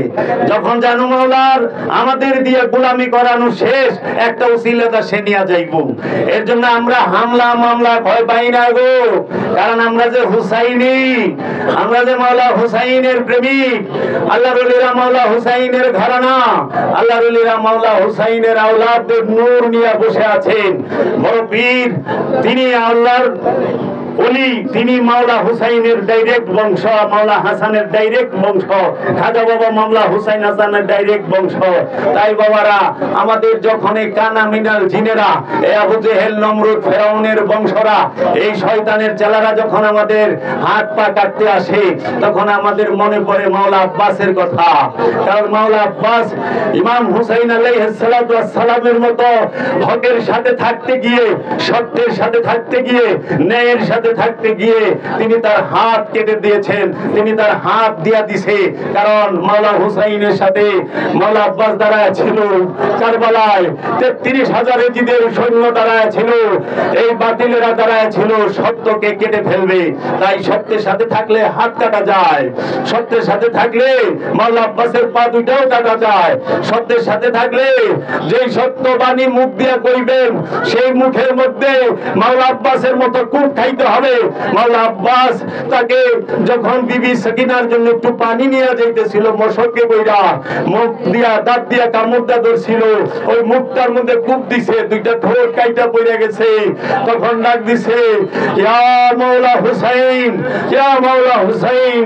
মাওলা হুসাইন সামনে আইসা বলে, আব্বাস তুমি আমার আলমদার, তুমি আমার আলমদার, আমার পতাকা তোমার সাথে, তোমার কাছে। আব্বাস তুমি আমাকে জীবনের তোরে একটিবার ভাই বলে ডাকো, তুমি আমার পিতার সন্তান, আমাকে ভাই বলো। মাওলা আব্বাস বলে, মাওলা আপনি আমার ভাই না, আপনি আমার আকা, আকা কাহারও ভাই হয় না, আপনি আমার মাওলা। আমি আপনাকে দেখতে দেখতে আমার জীবনটা উৎসর্গ করলাম। মাওলা আব্বাসের মাথা মুবারক কেটে নিল। সত্যের সাথে থাকলে কল্লা কাটা যাবে, এটা মাওলা হুসাইন দেখাই দেয়া গেছে। সত্যের সাথে থাকলে তোমার ক্ষুধার্ত থাকতে হবে, তুমি খাওন পাইবা না। সত্যের সাথে থাকলে পিপাসিত থাকতে হবে, সেইটা ইমাম আলী আসগর 6 মাসের শিশু, সেও দেখাই দিয়া গেছে। ওই নূরের বংশ, ওই নূরের জাত দেখাই দিয়া গেছে। মাওলা হুসাইনের সাথে, সত্যের সাথে দাঁড়ায় থাকলে এই 6 মাসের শিশুও পিপাসিত থাকে। মাওলা হুসাইনের সাথে দাঁড়ায় থাকলে বিবি সাকিনা ক্ষুধার্ত থাকে। মাওলা হুসাইনের সাথে দাঁড়ায় থাকলে তোমার সম্পদ সে ছিনাই নিয়ে যাবে, তোমার সম্পদ লুট করা হবে।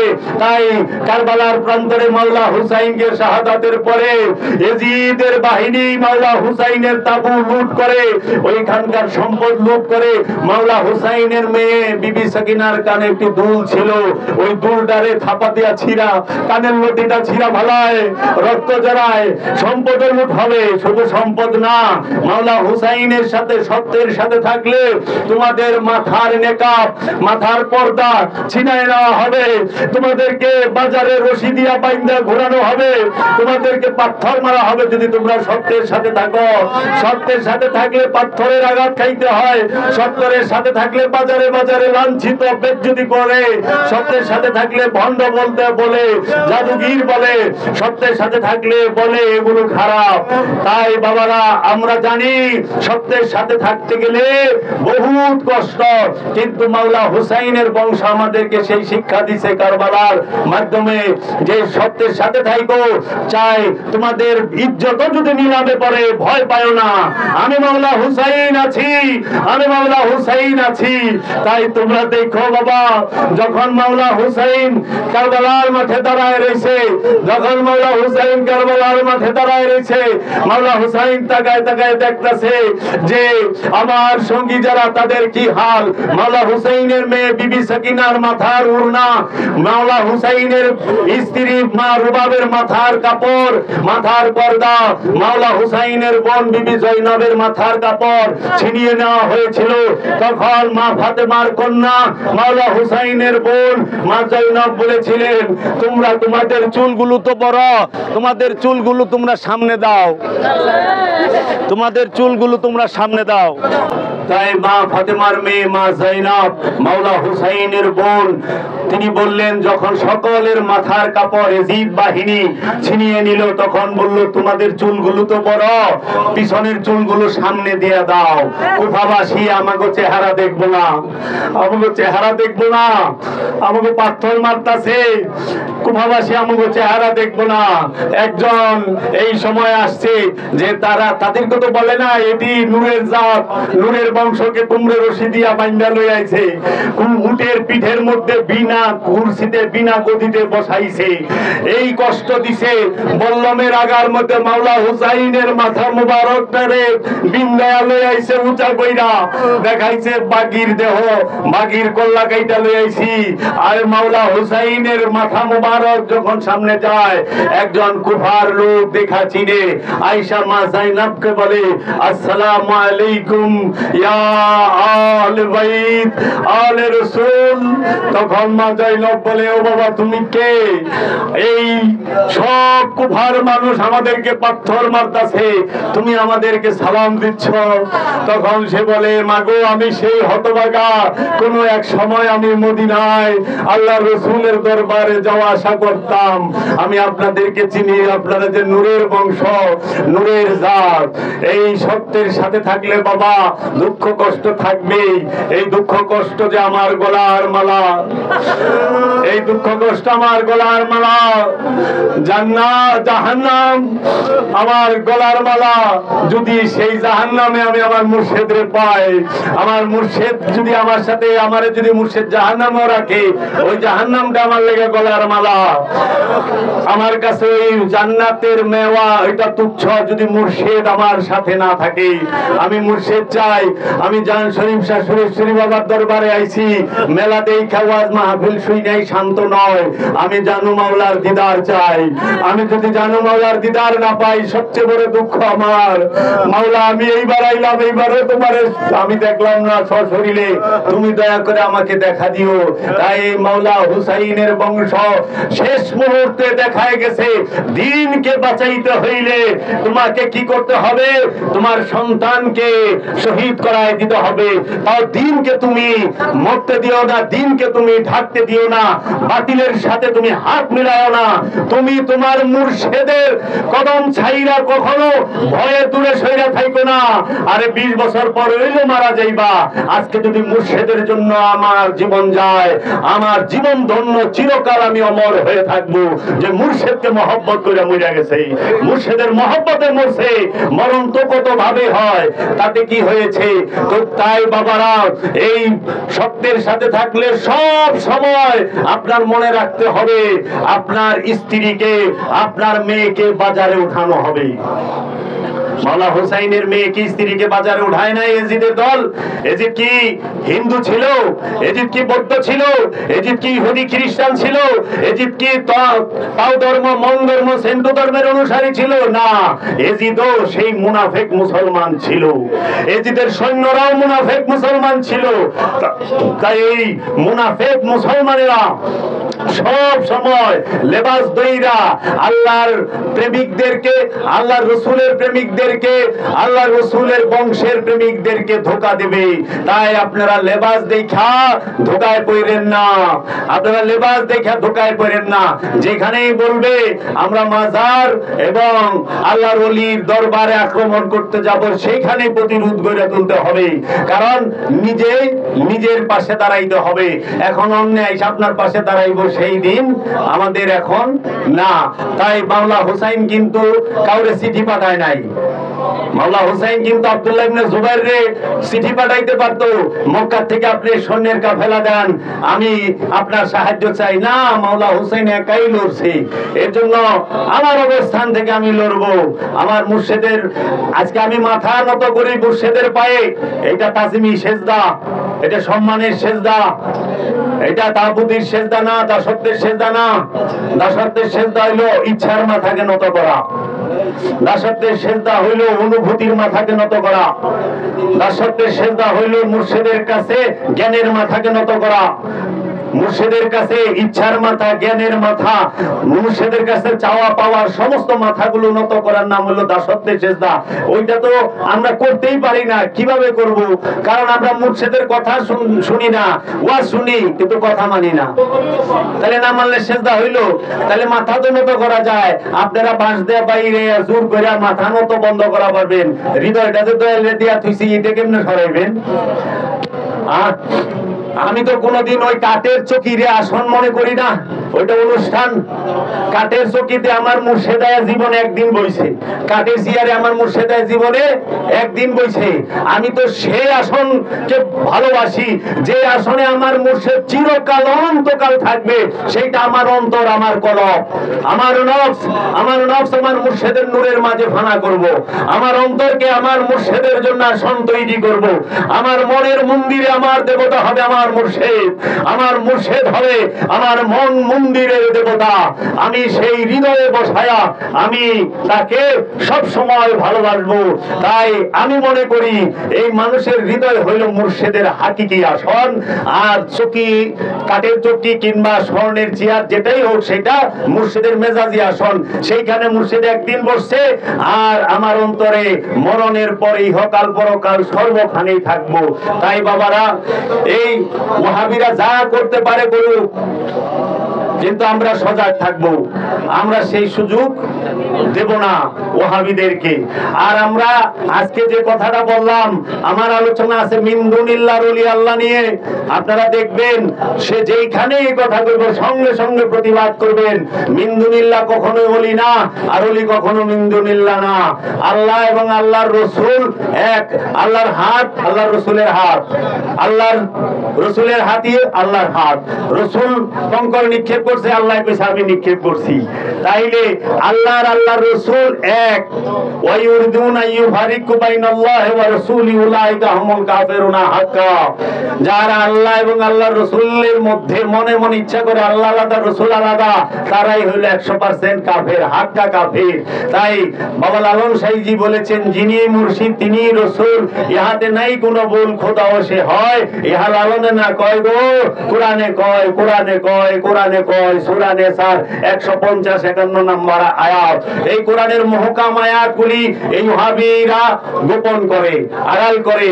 এই সুফিবাদের মধ্যে যখন ওই রকম আলেম দাঁড়াবে, সুফিদের সামনে যখন যাবে, তারা ধৈর্য ধৈর্য দেখাই দিব।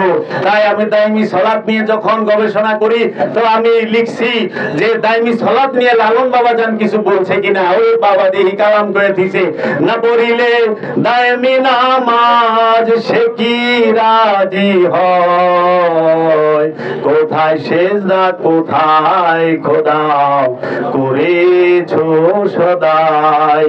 কোথায় খোদা, কোথায় সেজদা করছো সদাই। খোদা যেখানে সেজদা ওইখানে।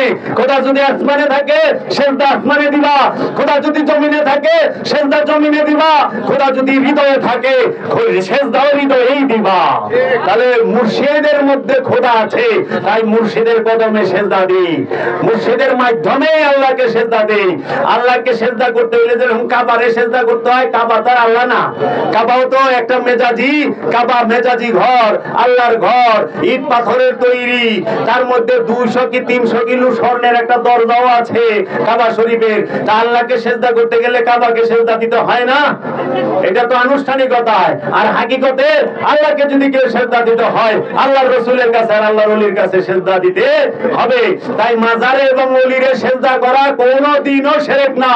শিরক যদি হয় ফাইসা যাবেন বলে, কারণ আল্লাহ কাছে ফালি আবুদু রাব্ব হাযাল বাইত, ওই ঘরের রবের ইবাদত করেন।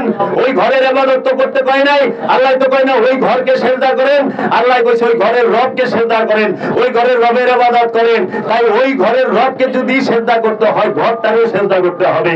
তাই আমরা আল্লাহকে সেজদা করতে গেলে কাবাকে সেজদা করি, আর হাকিকতে আমরা রবকে সেজদা করতে গেলে রাসূলকে সেজদা করি, ওলিকে সেজদা করি, ওলির মাজারে সেজদা দেই।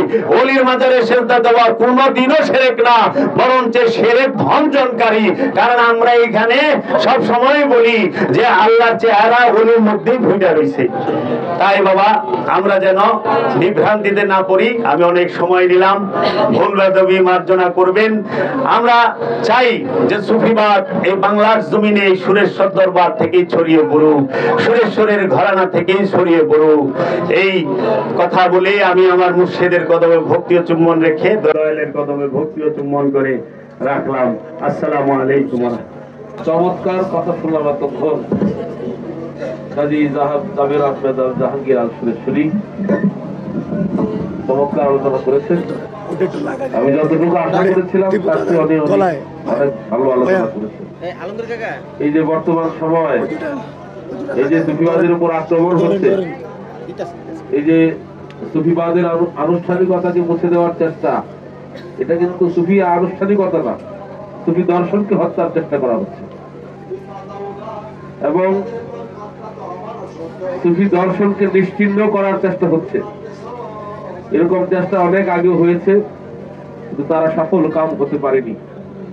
সূরা কাহাফের কথা বলেছেন, সূরা কাহাফে যে গুহাবাসীগণ তারাও কিন্তু তাদের সময়কার রাজার তারা খেয়ে, তাদের সময়কার যিনি শাসক, সেই শাসক শ্রেণীর তারা খেয়ে তারা গুহায় আশ্রয় নিয়েছে। তারা যে 300 বছর 309 বছর গুহায় ছিলেন, এটা কিন্তু সেই তারা খাওয়ার পরের ঘটনাই। তার মানে কি, সেই ঐতিহাসিকের আগের আমলে, প্রাগৈতিহাসিক আমলেও আধ্যাত্মবাদ ছিল এবং বাধাগ্রস্ত ছিল। আধ্যাত্মবাদ বাধাগ্রস্ত হয় যারা দৃশ্যমান বিষয়কে বিশ্বাস করেন এবং আসলে আধ্যাত্মবাদকে বিশ্বাস করেন না, তাদের দ্বারাই বাধাগ্রস্ত হয়। কিন্তু তারাই আবার বলে যে আমরা আল্লাহতে বিশ্বাসী। পক্ষান্তরে এতক্ষণের আলোচনা আমরা বুঝলাম তারা আসলে আল্লাহতে বিশ্বাস করেন না। আল্লাহতে তারা বিশ্বাস করেন না, মোটেই না। আল্লাহতে যদি তারা বিশ্বাস করতেন তাহলে আধ্যাত্মবাদে বিশ্বাস করতেন।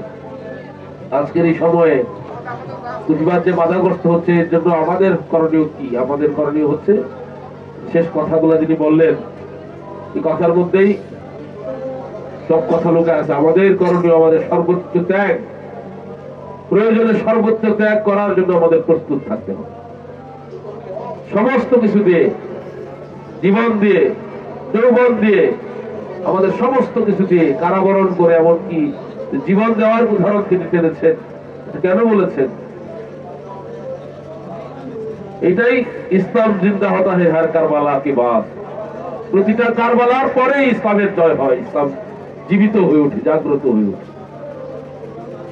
এবং এটা হাকিকতেও যেমন এই বর্তমান দৃশ্যমান প্রেক্ষাপটে ঠিক তেমনই কারবালার পরে ইসলাম আবার জাগ্রত হয়ে ওঠে। আজকের যে আক্রমণ, এই আক্রমণ আমাদেরও ইতিহাসের পাতায় আমরা চিনতে পারি। আক্রমণকে ইতিহাসে ওই আক্রমণ এসেছিল মাওলা হুসাইনের উপরে। আজকে আমাদের সর্বোচ্চ ত্যাগের জন্য আমাদেরকে তৈরি থাকতে হবে এবং 72 জন 33,000 মানুষের সাথে লড়াই করার মতো মানসিকতা থাকতে হবে। নিশ্চিত পরাজয়, এটা জেনেও যুদ্ধে পিছপা হওয়া যাবে না। এটাই হলো কারবালার সৈনিক, এটাই হলো হুসাইনি সৈনিক। মুখে হুসাইনি সৈনিক হইয়া মুখে হুসাইনি সৈনিক বললাম, কিন্তু আসলে আদতে হুসাইনি সৈনিক হইলাম না। এই সৈনিক হওয়ার কোনো মানে নাই। আমাদেরকে তারা দেখবেন এক ভাই অপর ভাইয়ের প্রতি খুব সহানুভূতিশীল, তারাই এক ভাই আরেক ভাইয়ের প্রতি খুব দরদি। আমাদেরকেও সেই রূপ হইতে হবে। আমাদের ভিতরে এক এক মাযহাব থাকতে পারে। কথার শুরুতেই বললেন যে ওলি আল্লাহদের কাছে কোনো মাযহাব নাই, ওলি আল্লাহদের কোনো বর্ণ বিচার নাই, জাত পাতের ধার নাই, এমনকি লিঙ্গেরও বিচার নাই। দেখেন এখানে নারী পুরুষ, আমরা যাদেরকে তৃতীয় লিঙ্গে বলি, তারাও এখানে আছেন এই দরবারে অসংখ্য। তাতে কি হয়েছে? তাদেরও নফসুহু, পুরুষেরও নফসুহু, নারীরও নফসুহু। আল্লাহর ওলিরা এইভাবেই বিচার করেন। তারা দেহের বিচার করেন না, দেহের মানদণ্ডে মাপেন না। সুতরাং আমাদের সকল কিছুর ঊর্ধ্বে উঠে আমাদেরকে ঐক্যবদ্ধ থাকতে হবে। কে কোন দরবারের, কে কোন মুর্শিদের, কে কোন গুরুর মুরিদ, তার মাজার ভাঙলে আমার কি হয়েছে, এই মনোভাব ত্যাগ করতে হবে। মনে রাখবেন, একটা মাজারে আঘাত করা মানে হচ্ছে সকল মাজারে আঘাত করা। এবং কোন একজনের ওরস শরীফ বন্ধ করে দেওয়া মানে হচ্ছে আপনার নিজের ওরস বন্ধ করে দেওয়া। এটা বিশ্বাস রাখতে হবে, মনে রাখতে হবে। এবং এই জন্য যদিও আমাদের ভূকাল খুব ছোট, আমাদের লোক সংখ্যা কম, ৭২ জন, এটা উপমা দিলাম, ৭২ জন লোক নিয়ে আমাদেরকে ৩৩,০০০-এর বিরুদ্ধে লড়াই করতে হবে। আজকের জামালায় দেখেন, সেই পরাজয়টা আসলে পরাজয় ছিল না, সেই পরাজয়টাই যে জয়। আজকের জামালায় দেখেন, যিনি তখনকার সময়ে দৃশ্যত হেরে গিয়েছিলেন, আজকে তারই জয় জয়কার। আজকে আমাদের সন্তানদের নামের পরে হুসাইন লাগায়। কারো কোন মুসলমানের সন্তান যারা ইয়াজিদি দর্শনে বিশ্বাসী, ইয়াজিদি দর্শনের চর্চা করেন, তাদের সন্তানের নামও ইয়াজিদ রাখে না। যারা ইয়াজিদকে ভালোবাসে, এমনকি সাহাবা বলে, তারাও তাদের সন্তানের নাম ইয়াজিদ রাখে না, তারাও হুসাইন লেখে, হাসান রাখে। সুতরাং আজকের সাময়িক কালে আমি প্রথমেই বলেছিলাম যে বক্তা ওয়াজ করবেন তিনি একই সাথে নন্দিত এবং নিন্দিত। একটা কথা মনে রাখবেন, সমসাময়িক কালে পৃথিবীতে যত মহামানব এসেছেন, তারা কেউই সমালোচনার ঊর্ধ্বে থাকেন নাই, তারা সমালোচিত হয়েছেন। এটা মহামানব হওয়ার একটা লক্ষণ বলা যায়, যে সমালোচিত হয়েছেন, নিন্দিত হয়েছে, নিগৃহীত হয়েছে। সকল মহামানবদের জীবনে দেখা যায়, প্রায় সকল মহামানবদের জীবন তারা নিন্দিত হয়েছেন, বাধাগ্রস্ত হয়েছেন এবং নিগৃহীত হয়েছেন, নির্যাতিত হয়েছেন, নিপীড়িত হয়েছে। সুতরাং এই বর্তমান নিপীড়ন দিয়ে, বর্তমান নির্যাতন দিয়ে আমরা মহাকালকে মাপতে পারি না, এটা ভুল মানদণ্ড। আপনারা সবাই সজাগ হয়ে আমরা আমাদের ঐক্যবদ্ধ থাকতে হবে, আমাদের একতায় থাকতে হবে। আমরা যেন আগামীর দিনে এই বাধাকে আমরা উপেক্ষা করতে পারি, এই বাধাকে আমরা যেন টপকে যেতে পারি, পার হইতে পারি, এবং আমরা যেন সুফিবাদের মিশনকে সমুন্নত রাখতে পারি। সবাই ভালো থাকবেন। আসসালামু আলাইকুম ওয়া রাহমাতুল্লাহি ওয়া বারাকাতুহু। या मोहम्मद रोज अजल से, या मोहम्मद रोज अजल से मैं तेरा